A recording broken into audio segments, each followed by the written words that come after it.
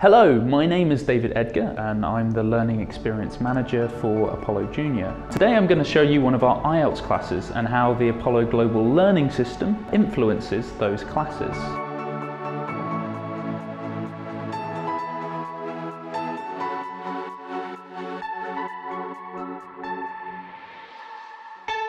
Today we're going to look at a reading lesson.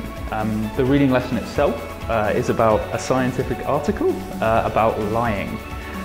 In keeping with our Let's approach, learning English through subjects, our complete IELTS series often contains topics on subjects such as music, art, science or history. I've talked to quite a lot of IELTS students over the years and they usually find IELTS reading a little bit boring. However, Apollo's methodology helps to make these lessons more interesting. A very important part of the lesson is motivating students. Teenage students often like challenges and puzzles. As a result, I've found a riddle about lying for them to solve. This also encourages critical thinking, collaboration and creativity as they do it in small groups. Next, we need to generate some vocabulary about lying. This settles students into the topic and allows them to focus better during the reading. We try to do this in a student-centered manner by generating the languages from students in teams. For this, I'm going to use a picture of the famous liar Pinocchio and a few adapted questions from the course book. Now we've got the topic and have armed ourselves with some language, we can start the reading. In an IELTS exam and in further life, second language students will often have to read a text several times in order to extract meaning. As a result, we try to give a variety of ways in order to keep the challenge fresh and the reading. First, we have a question about the overall meaning of each paragraph. For this task, students will only have to look at one paragraph at any one time. As a result, I've separated the paragraphs and stuck them around the room. Students will have to walk around to find answers.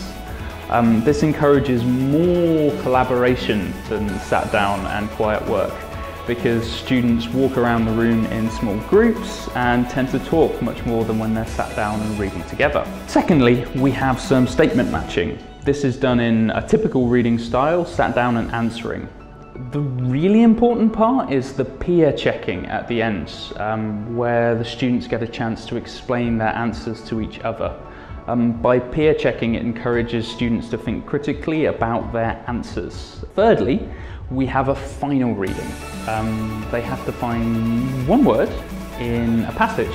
I often do this in a jigsaw reading style. One student can see the questions, the other student can see the text. In addition to building fluency, the discussion this brings causes students to be more accurate with their words. Students tend to notice errors in their work, in others' work, much easier than their own, and this can encourage them to reflect and improve on their own work. Now we've finished the reading, luckily nobody looks bored. IELTS exams have a focus on the skills of discussion and also debate, and makes the lesson more memorable and more likely to be learned from for a long time for the students.